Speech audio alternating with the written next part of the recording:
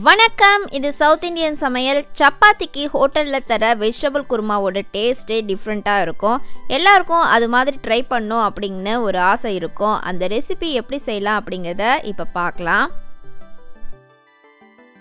குருமா செய்கிறதுக்கு தேவையான பொருளெல்லாம் எடுத்து வச்சுருக்கேன். பெரிய வெங்காயம் 1, பெரிய தக்காளி பழம் 1, அப்புறம் இஞ்சி பூண்டு விழுது 1 டேபிள் ஸ்பூன் எடுத்திருக்கேன். கேரட், பீன்ஸ், பச்சை பட்டாணி, அப்புறம் உருளைக்கிழங்கு. இது தவிர சௌச்சௌ எடுத்திருக்கேன். நம்ம வீட்டில் குருமா செய்யும்போது சௌச்சௌ சேர்க்க மாட்டோம், ஆனால் ஹோட்டல் குருமாவில் சேர்ப்பாங்க. அது நல்லா குவான்டிட்டியை இன்க்ரீஸ் பண்ணும், ப்ளஸ் ஃப்ளேவரை டிஃப்ரெண்ட் பண்ணி காட்டும். அதுக்காக அதை எடுத்திருக்கேன். எண்ணெயில் தாளிக்கிறதுக்கு பிரியாணி இலை, அப்புறம் 2 ஏலக்காய், பட்டை 1 துண்டு, அப்புறம் 2 கிராம்பு எடுத்திருக்கேன். குருமாக்கு அரைக்க வேண்டிய மசாலா இதுதான். தேங்காய் ஒரு அரை மூடி தேங்காய் எடுத்துக்கோங்க. ஒரு 6லிருந்து 7 முந்திரி எடுத்துக்கணும். ஒரு 2 டீஸ்பூன் கசகசா எடுத்துக்கணும். இதை நல்லா மிக்ஸி ஜாரில் சட்னிக்கு அரைக்கிற மாதிரி மைய அரைச்சிக்கணும்.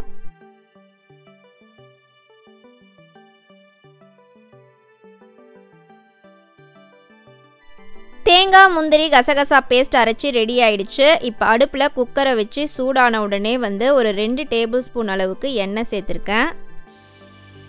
எண்ணெயில் தாளிக்கிறதுக்கு அந்த கரம் மசாலாவெல்லாம் சேர்த்துட்டு கொஞ்சோண்டு கல்பாசி கூட நான் சேர்த்துருக்கேன். சேர்த்துட்டு இப்போ கட் பண்ணி வச்சுருக்க வெங்காயத்தை சேர்த்து நல்லா வதக்கிக்க போகிறேன்.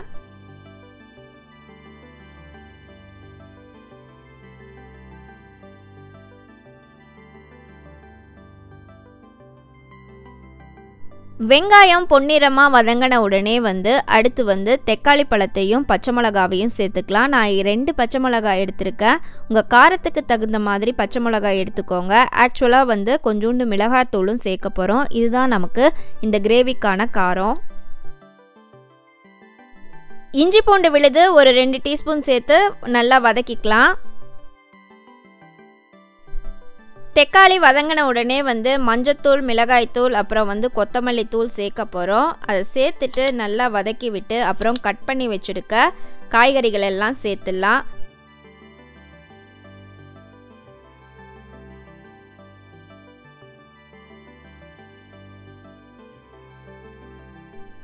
நம்ம சவுத் இந்தியன் சமையல் சேனலில் எல்லா ரெசிபிக்குமே மேக்ஸிமம் இன்க்ரீடியன்ஸும் அப்புறம் மெத்தடும் இங்கிலீஷில் கூட விளக்கமாக கொடுத்துருக்கேன்.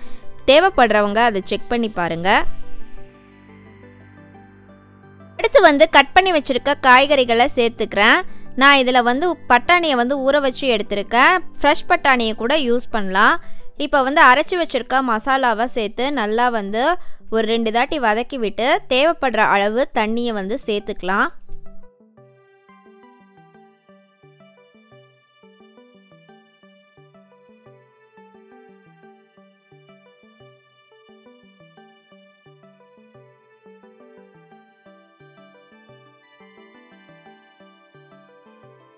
ரெண்டுலேருந்து ஒரு 2.5 கப் அளவுக்கு தண்ணி சேர்த்துக்கோங்க. தண்ணி சேர்த்து நல்லா கலக்கி விட்டு அடுத்து உப்பு நான் ஒரு 2 டீஸ்பூன் சேர்த்துருக்கேன். சேர்த்து நல்லா கலக்கி விடுங்க.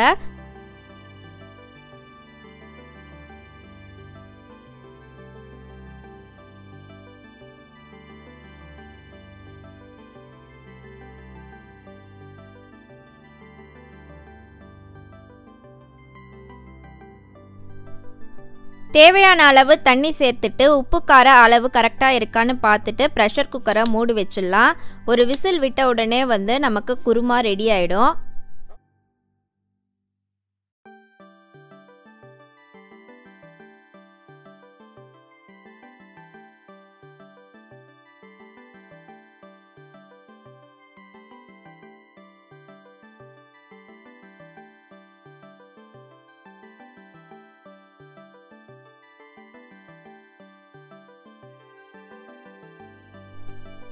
ஒரு விசில் ப்ரெஷர் இறங்கின வாட்டி இப்போ ஓப்பன் பண்ணி காட்டுறேன். இப்போ நல்லா குருமா ரெடி ஆயிடுச்சு. கடைசியாக ஒரு சீக்ரெட் இன்க்ரீடியன்ட் இருக்குது. அதுதான் கடைசியாக ஒரு 1/4 கப் அளவுக்கு பால் சேர்க்கணும்.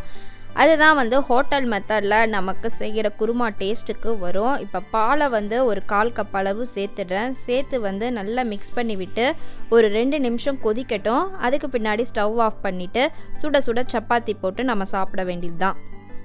சவுத் இந்தியன் சமையல் ஃபேஸ்புக் பேஜில் நிறைய பேர் வந்து வெஜிடபிள் குருமா ரெசிபி கேட்டிருந்தீங்க.